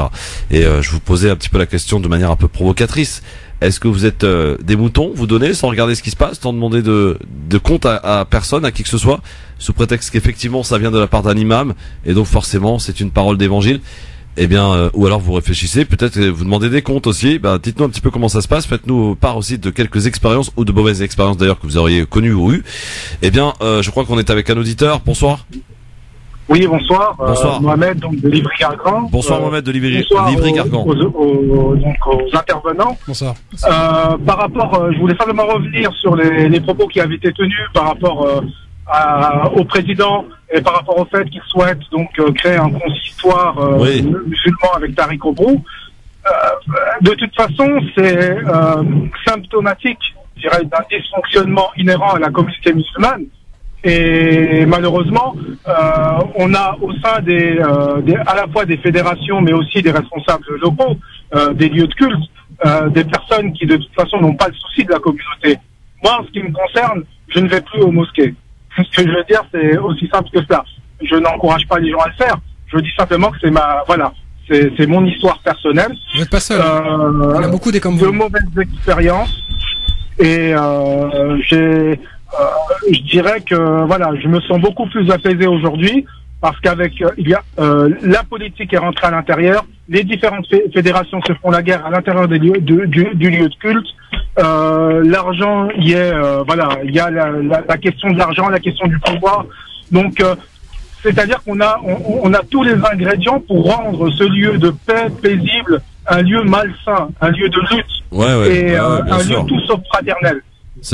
Et en même temps, il y a aussi la responsabilité, je dirais, des fidèles qui doivent demander aux responsables de rendre des comptes. Bien sûr. Je pose la question, c'est comment ces associations-là fonctionnent. Est-ce qu'elles fonctionnent sur des bases démocratiques? Je ne le crois pas. Est-ce que ces responsables de mosquées rendent des comptes sur la façon dont est géré l'argent? Pas toutes. Donc voilà, il y a un certain nombre de toute façon, cette problématique liée aux mosquées, en fait, elle induit une multiplicité de problématiques auxquelles on n'a pas répondu depuis très longtemps. Et l'une des principales, c'est aussi l'affiliation d'un certain nombre de responsables de mosquées vis-à-vis des pays d'origine. Donc Tariq Obrou, on a beau dire ce qu'on veut, membre des frères musulmans, et en l'occurrence de l'ancienne de l'OIF, il était plus proche, lui, on va dire, de l'aspect spirituel, on va dire de l'affiliation spirituelle et mystique, des frères musulmans, parce que frères musulmans là-bas c'est une confrérie. Elle était elle faisait de la politique aussi, mais elle était aussi dans, on va dire, dans cet aspect, on va dire entre guillemets on appelle dans l'arabe le tadriya. Et Tarek Oubrou était beaucoup plus, on va dire, attiré par cet aspect mystique et soufi. Et de toute façon, s'il a été choisi, c'est pas pour rien, c'est aussi parce que l'objectif, c'est aussi de mettre en avant les confréries soufis, etc. Alors, qui de toute façon, pour moi aussi, non plus non de soufi que le nom. Et la réalité, voilà, ce sera un autre débat encore, mais en tout cas, il faut prendre tout ça au conditionnel. Hein. Pour l'instant, ce n'est pas évidemment encore confirmé, mais c'est ce qui apparemment se dessinerait, voilà ce qu'aurait opté le président de la République. Et si ça peut rajouter peut-être un peu plus d'ingrédients dans notre couscous déjà bien garni, c'est que Macron avait pourtant promis de revenir au iftar du CFCM. Il ne viendra pas parce qu'il n'a rien à leur dire. Et il n'a plus rien à leur dire. Il a cette volonté, de le tuer, ce CFCM. Conseil français du couscous merguez, finalement, parce que c'était la seule chose qu'il pouvait faire. Mais alors, est-ce que le CFCM, par exemple, moi je vous pose la question à tous les trois, est-ce que le CFCM aurait intérêt à dire, le président ne vient pas, nous on veut pas recevoir le Premier ministre? C'est quoi cette manière de nous traiter? Le dîner du CRIF, ils y vont tous, tout le gouvernement, le président il y va. Mais qui les a nommés à la base? Mais attendez, mais c'est Christophe, qui les a nommés? Ce sont des organisations qui ne peuvent pas, ils sont pas indépendants. Ce ne sont pas des organisations qui tirent leur légitimité en servant les fidèles, elles tirent leur légitimité en servant l'État et en se servant elles-mêmes. On voit bien que le CFCM était mort depuis sa naissance, et de toute façon que toutes les organisations à l'échelle nationale n'avaient qu'un agenda qui était propre à ces organisations-là. Et les fidèles n'étaient malheureusement que là pour donner et être en fait la chair à canon. Exactement. Et les fidèles, dans l'organisation de l'Islam de France, il faut le mettre en lien avec les pays d'origine. Et les fidèles, les pauvres, sont pris entre le marteau et l'enclume. Ils essayent d'esquiver à la fois le marteau et l'enclume. Donc, en même temps, voilà, ils ont une responsabilité, mais en même temps, c'est très compliqué parce que ils sont, pieds et poings liés. La seule chose, je dirais, moi, c'est comme avec l'histoire de l'Arabie Saoudite, c'est de ne pas y aller. C'est pas parce que je ne vais pas à la mosquée que je suis un mauvais musulman. Je dis, à un moment donné, on peut signifier aussi le fait qu'on n'est pas d'accord avec les orientations qui sont prises au niveau même national, en disant à un moment donné, nous n'y allons plus. Merci pour votre appel. Il faut tout remettre à plat. On a bien compris. Les fédérations dépendent des pays d'origine. Oui, en tout cas, pour en grande partie, oui, c'est vrai. Merci beaucoup, en tout cas, on a bien compris votre appel. À très bientôt, bonne route. Et merci de votre avis bien tranché pour le coup. 01 40 33 9000, vous avez peut-être un autre avis contraire. Vous trouvez qu'on fait un procès à quelques personnes alors qu'il n'y a pas lieu d'être. Ils sont pas nommés les personnes, hein, mais on les connaît, on les dira pas ici. 01 40 33 9000, bonsoir. Ouais, salam alaikum. Wa alaikum salam, votre prénom? C'est Mehdi. Mehdi, qui nous appelle de Paris. Bon, alors Mehdi, qu'est-ce qui se passe? Je vais réagir un peu parce que j'étais quand même un peu stupéfait parce que j'ai entendu. Oui, ça peut arriver. La nouvelle que je viens d'entendre sur France Maghreb. Là, on est là pour bousculer un peu, oui. La nomination d'une personne et franchement. Non, attendez. Commencez pas avec votre à colporter les informations qu'on n'a pas données. On a parlé au conditionnel. Il se pourrait que, et c'est ce qui se trame dans les différents échos que nous avons et que les différentes presses ont, que Emmanuel Macron envisagerait de faire, on en a parlé d'ailleurs la semaine dernière, un espèce de consistoire et qui aurait comme grand imam Tarek Oubrou. C'est peut-être pas ce qui va se passer. C'est à prendre au conditionnel. Attention, soyons prudents. C'est le conditionnel. Le conditionnel. Je suis d'accord avec toi, c'est sûr.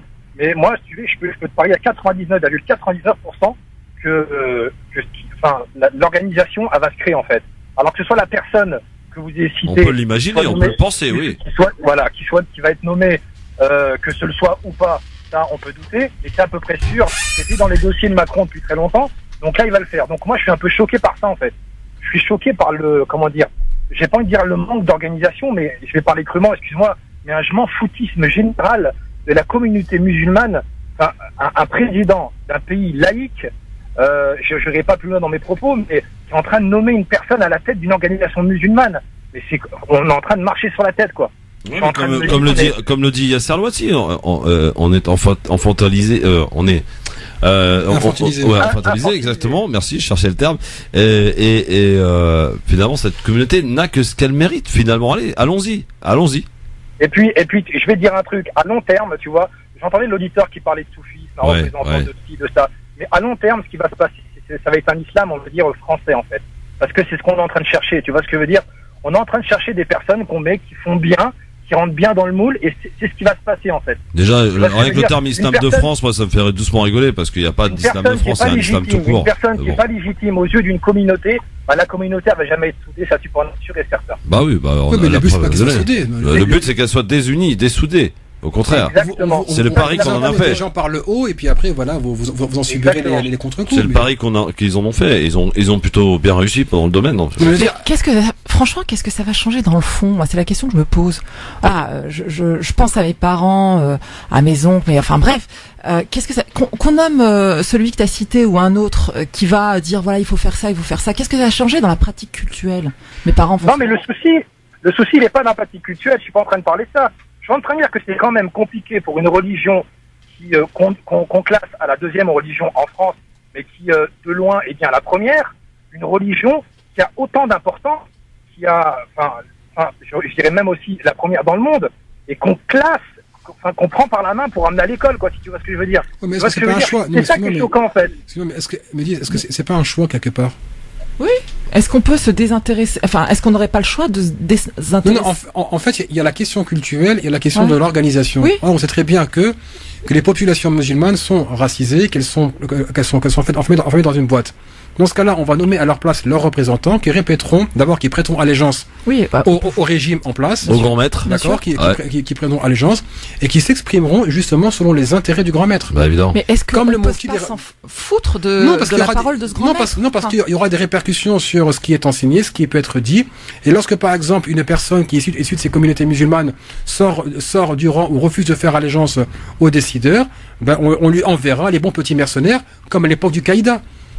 Je veux dire concrètement, ça va changer quoi? Ça va pas changer. D'intermédiaire entre le. Mais non, mais on t'expliquait Lisa. Non, mais c'est justement la religion où il n'y a pas d'intermédiaire entre Dieu et les hommes. Qu'est-ce que ça va changer dans la pratique culturelle? Si moi je continue à croire en Dieu, si je continue à pratiquer.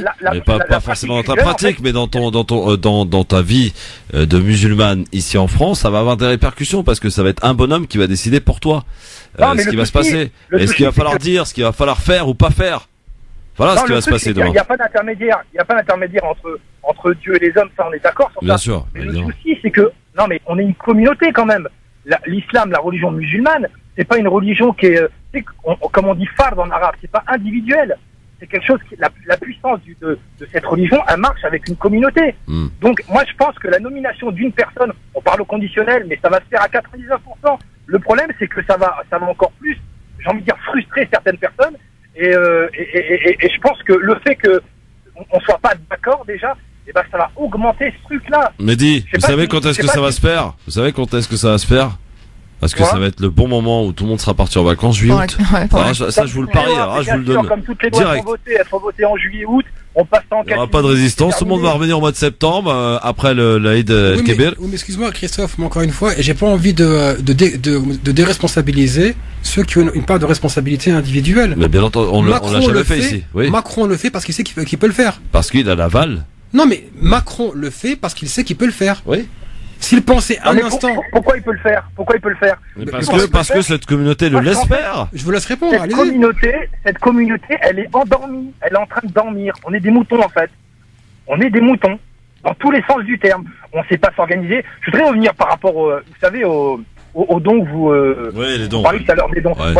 Moi, je vais te dire un truc honnêtement. Tu sais, tout le blabla des marchés, où soi-disant le type, il arrive avec une affiche, et puis que, comme t'as dit, il dit, Fissabillah. Alors, mais je vais t'expliquer un truc. Le musulman, comme dit le prophète Saracem, le musulman est une personne qui est intelligente. Tu vois ce que je veux dire? Moi, je vais pas donner une personne comme ça que je trouve dans la rue, quand bien même elle aurait un certificat, quand bien même elle aurait tous les justificatifs. Moi, je vais donner, déjà, soit une mosquée, soit une mosquée dont je connais les dirigeants, et une organisation qui est, une organisation qui est reconnue. Tu vois ce que je veux dire? Et c'est ça le problème. Alors, il y a un problème avec les gens, c'est que eux, maintenant, c'est comme halal. Il y a marqué halal et tu dis, mais attends, mais tu sais pas, c'est pas trop sérieux. Oh, bah, c'est pas grave, c'est entre lui et Dieu. Enfin, le musulman, il est pas comme ça, il est un peu plus intelligent que ça, quand même. Mais c'est ça le problème, Mehdi, vous avez invoqué les organisations en disant qu'ils sont reconnus. Reconnus par qui? Bah, non, mais attends, je vais mettre un bémol, hein. Je parle pas d'organisation forcément musulmane, hein. Parce que quand on dit fisabilillah, je vais t'expliquer, excusez-moi, je vais parler comme ça, mais je vous explique rien du tout. Mais, les MSF, par exemple, Médecins sans frontières, Je suis désolé, mais quand tu donnes une organisation comme ça, tu donnes Fisabilillah. C'est une organisation qui intervient en Syrie. C'est une organisation qui intervient dans les pays musulmans qui sont délabrés, quand bien même les musulmans eux-mêmes n'interviennent même pas. Non, mais par rapport aux organisations qui collectent l'argent, je veux dire... Il y a le CBSP maintenant qui est devenu humanitaire pour la cause... Ah oui, ils ont changé de nom, il paraît, ouais. Ça, c'est quand même quelque chose qui est reconnu. Enfin, il y a 2-3 organisations. Non, en fait, là, on faisait référence, Mehdi, aux organisations cultuelles, en fait, qui viennent collecter sur les marchés, etc. Donc, encore une fois, c'est que je serais curieux de savoir combien d'entre elles rendent véritablement des comptes sur leurs finances. Et même, je vais même aller au-delà. Combien sont véritablement représentatives des fidèles qu'elles prétendent représenter. Moi, quand je vais dans, après, voilà, dans une organisation... Faut pas qu'on jette non plus nous-mêmes la pierre parce que non, je suis désolé. Mais il y a un constat qui est fait, Mehdi. Il y a un constat quand même qui peut pas être ignoré. Il y a l'islam des consulats, c'est une chose, et à la guerre entre le Maroc et l'Algérie pour avoir un maximum de contrôle de mosquées qui s'en sert comme levier politique, c'est un secret pour personne. Mais il y a aussi le problème, je suis désolé, est-ce que les représentants sont véritablement nommés par les fidèles et est-ce que les bureaux sont véritablement représentatifs de la masse des fidèles qui occupent cette mosquée ou qui la fréquentent? Ça fait des années qu'on sait très bien que les bureaux dans les mosquées sont liés au pays d'origine. Ça, on le sait très bien. Voilà. Mais le problème, c'est qu'on peut pas avoir, on peut pas pomper l'argent de tous ceux qu'on appelle les musulmans, mais prêter allégeance à un pays spécifiquement. Bon, Mehdi, merci beaucoup. En tout cas, il faut qu'on y aille et vous pourrez en tout cas rappeler, vous, chers auditrices et auditeurs, dans le cadre de Libertad dans quelques minutes, puisqu'il faut qu'on écoute aussi notre ami Anissa Rigui qui souhaite revenir aussi sur cette affaire Mamoudou Gassama sous un angle peut-être différent. Jingle, c'est parti.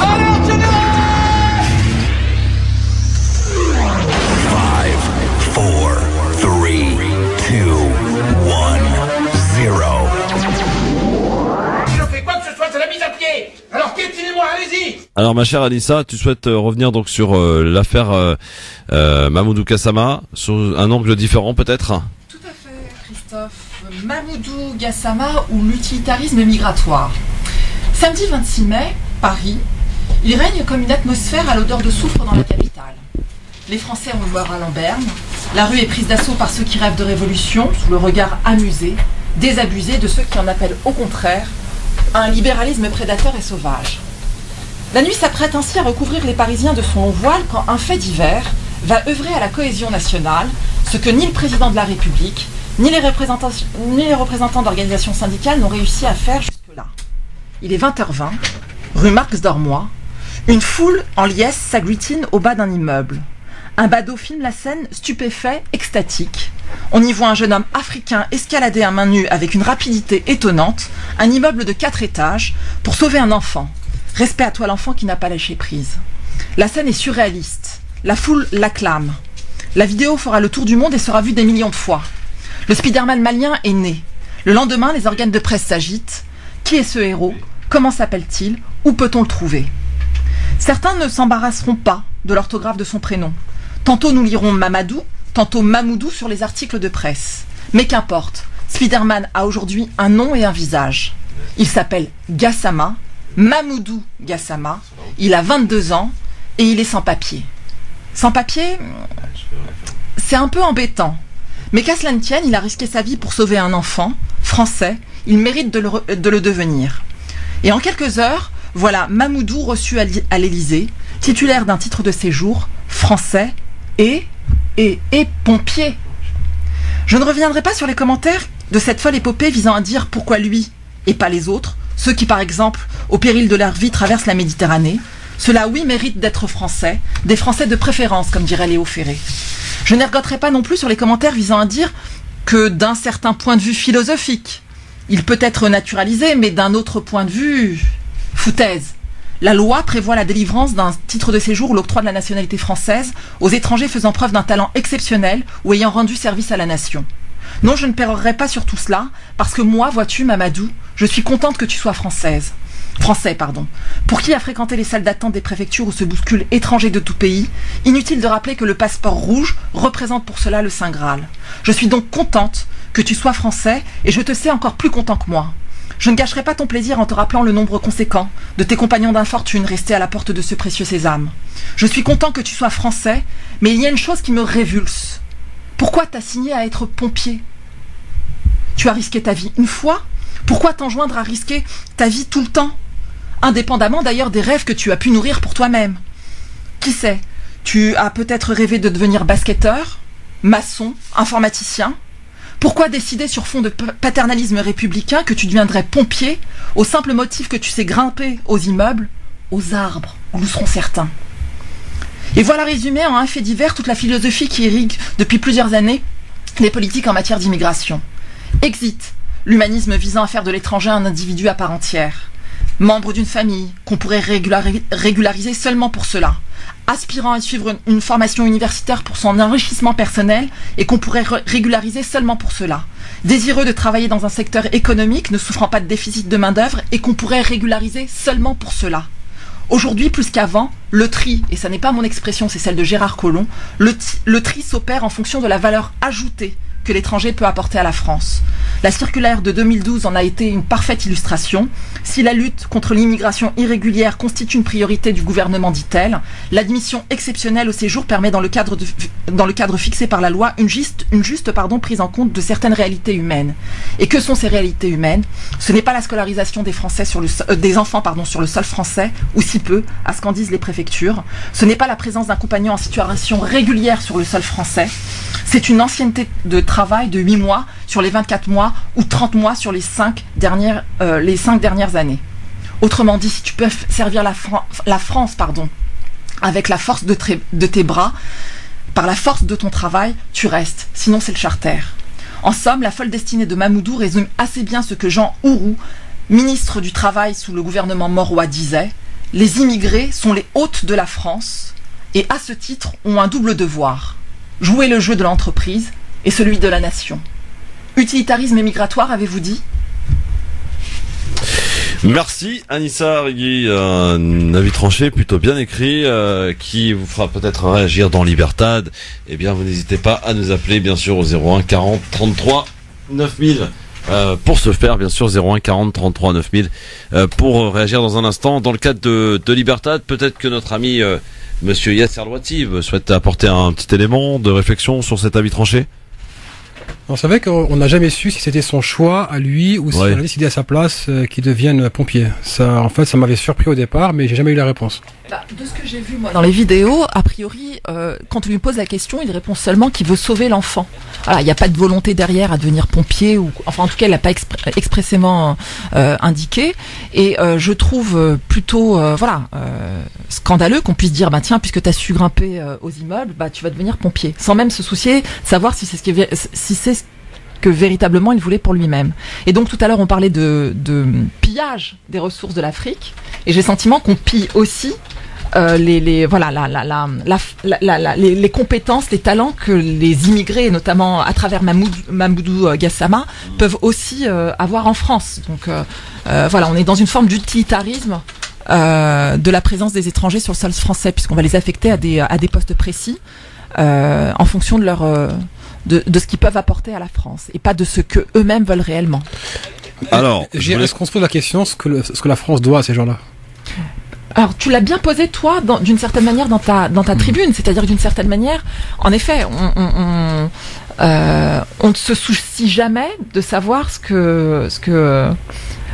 comment dire. Je sais pas si vous avez vu la vidéo de Chirac. Ouais, de Chirac, mais aussi celle qui circule depuis ce matin sur l'intronisation justement de Mamoudou Gassama en qualité de pompier. Et vous avez, je pense que c'est le chef des pompiers, je sais pas comment on dit, qui lui dit merci d'avoir fait d'une certaine manière ce que tu as fait, mais il ne faut pas oublier que des Français vont aussi sauver les Maliens. Enfin, je veux dire, la seule conception qu'on a dans ce que doit la France à ces gens-là, c'est ça, c'est de sauver. Alors, il faut qu'on parle, parce qu'il nous reste très peu de temps de cette information que je souhaitais évoquer avec vous. Il s'agit de violences policières. Il s'agit d'une amende historique pour la France, puisqu'il s'agit d'une amende de 6,5 millions d'euros. C'est l'amende effectivement à laquelle la France donc devra s'acquitter, et pour laquelle elle a été condamnée par la Cour européenne des droits de l'homme pour un traitement d'une affaire qui remonte à 2004. Vous avez sûrement entendu parler de cette affaire de Abdelkader Guedir, qui avait été contrôlé dans un premier temps par les agents de sécurité de la SNCF et qui avait été ensuite transféré et tabassé à mort par la police.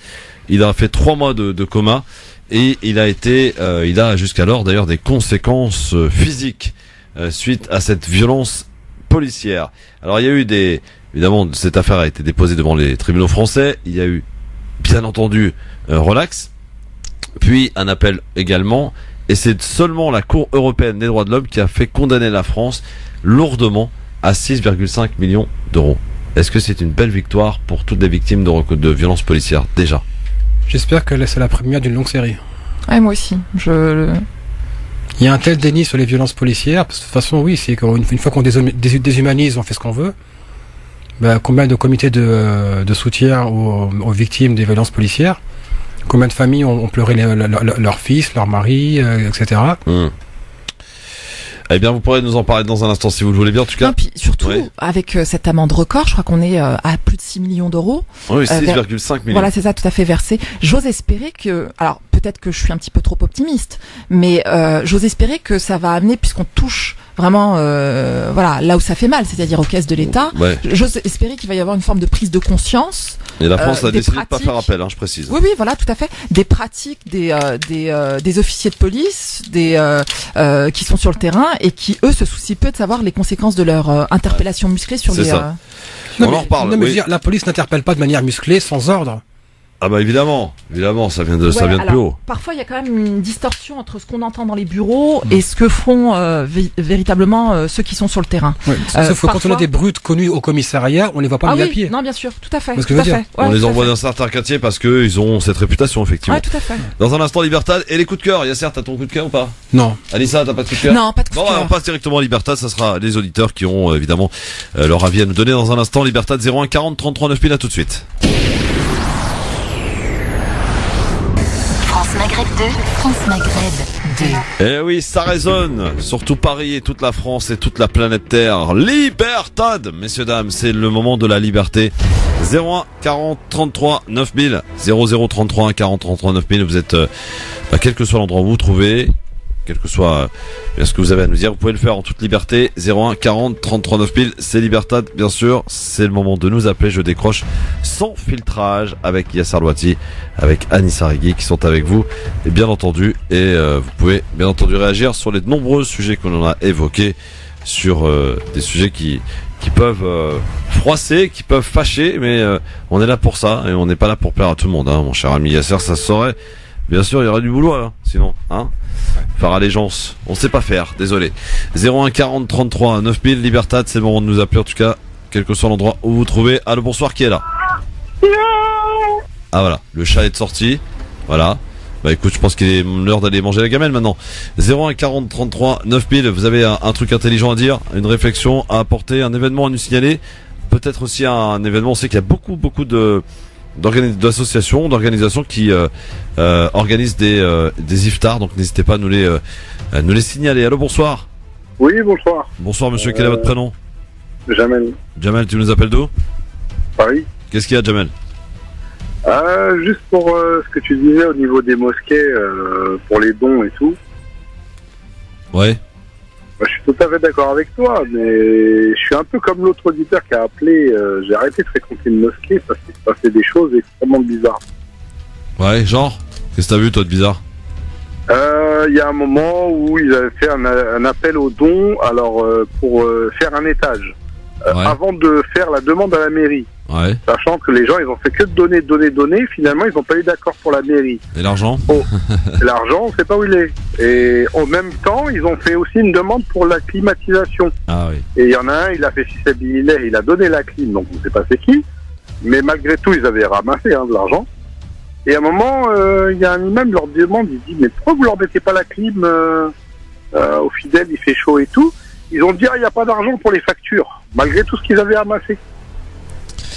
Bah oui, voilà, ce sont là quelques exemples. Merci en tout cas, Jamel, de nous avoir apporté ton exemple concret d'une mosquée, de ce qui peut se passer. Alors on n'est pas là pour faire le procès de toutes les mosquées, mais de beaucoup trop de mosquées en tous les cas. Merci beaucoup, Jamel. De rien. Bonne soirée, Sarah Tolek. 08 92 01 40 33 9000. T'as envie de prendre la parole, c'est maintenant, c'est Libertad évidemment. Profites-en. C'est tous les soirs en fin d'émission du LGF 01 40 33 9000. appelez-nous et réagissez bien sûr. Voilà, donc n'hésitez pas. Tiens, demain il y a un truc sympa, l'iftar de l'Institut Églantine, c'est cet institut qui propose et fait des Corans en braille pour les aveugles. Ça coûte 300 balles et voilà, 300 € et on peut avoir un Coran en braille. Donc allez participer bien sûr, et peut-être que là c'est une bonne occasion d'aider concrètement des gens. Voilà, 01 40 33 9000. C'est terminé pour ce soir, mon cher Ami Yasser, merci beaucoup. Merci Christophe. Sarah Tolok. Toi aussi. Anissa. Merci aussi. Je te sens fatigué là, Anissa. Yasser, je vous sens fatigué là. C'est le 15e jour. On sent que le Ramadan. On sent que le Ramadan vous a tapé dessus là. Oh bah la pêche, moi. Oh bah oui. Une belle pêche, tiens. Bien mûr. C'est ce qu'on vous souhaite ce soir, évidemment. Bon appétit en tout cas à tous. Sarah Tolkom. Merci Anissa. Merci Yasser. Anissa, tu reviens demain. Oui, tout à fait. Voilà, pour la spéciale du Grand Forum, 23h. On sera là, bien sûr. Notre ami Yasser, il dort à 23h, lui. 23h je me couche à la Répoule. Oui, il est dans une mosquée. Non, je suis chez moi. Non, je suis chez moi et je travaille le lendemain, moi. Défoncer toutes les mosquées, il y est le soir pour Tarawih. Sachez-le. Merci Yasser. Merci Anissa. Dans un instant, mais cela, on joue avec une corbeille de fruits offerte par fruitselect.com à vous offrir, avec la question qui fait mal à la tête. Excellent début de soirée, merci d'écouter France Maghreb 2, vous avez bien raison. Il est pile 18h le flash, Marine Garel. Bonsoir Marine. Bonsoir à tous. Une peine de 5 ans de prison avec sursis requise à l'encontre du bijoutier niçois qui a tué un braqueur en fuite en 2013. Stéphane Turc, 72 ans, risque 30 ans de réclusion criminelle. Le verdict de la cour d'assises des Alpes-Maritimes est attendu dans la soirée. Renault et PSA ont-ils gonflé artificiellement le prix des pièces détachées à l'aide du même logiciel ? Révélation de Mediapart ce matin. Le site d'investigation estime que les deux constructeurs ont ainsi gagné 1,5 milliard d'euros en 10 ans. Des dizaines de personnes aux obsèques de Pierre Bellemare ce matin en l'église Saint-Roch à Paris. Des anonymes, mais aussi des personnalités comme Lynn Renaud, Michel Drucker ou encore Stéphane Bern. Pierre Bellemare est mort samedi dernier à l'âge de 88 ans. C'est officiel, Washington impose dès demain des nouveaux tarifs sur l'acier et l'aluminium de l'Union européenne, du Canada et du Mexique. Le port du voile intégral islamique désormais interdit dans l'espace public au Danemark. Le Parlement danois vient d'adopter cette loi qui prévoit une amende de près de 135 €. Interdiction qui vise également les cagoules et les fausses barbes. Le possible départ en Espagne de Mariano Rajoy. Le chef du gouvernement conservateur fait face à une motion de censure après la condamnation de son parti dans un procès pour corruption. Le vote a lieu demain après-midi, mais d'ores et déjà le Parti national basque annonce qu'il votera pour cette motion, ce qui rendrait presque certaine la chute de Rajoy d'après les médias espagnols. Zinedine Zidane a annoncé aujourd'hui à la surprise générale qu'il quittait son poste d'entraîneur du Real Madrid, quelques jours après sa 3e victoire consécutive en Ligue des Champions, qui l'a fait entrer dans l'histoire du football. Tennis, Lucas Pouille s'est qualifié pour le 3e tour de Roland-Garros. Victoire également de Richard Gasquet. France Maghreb 2, service, info, musique, divertissement. France Maghreb 2. France Maghreb 2.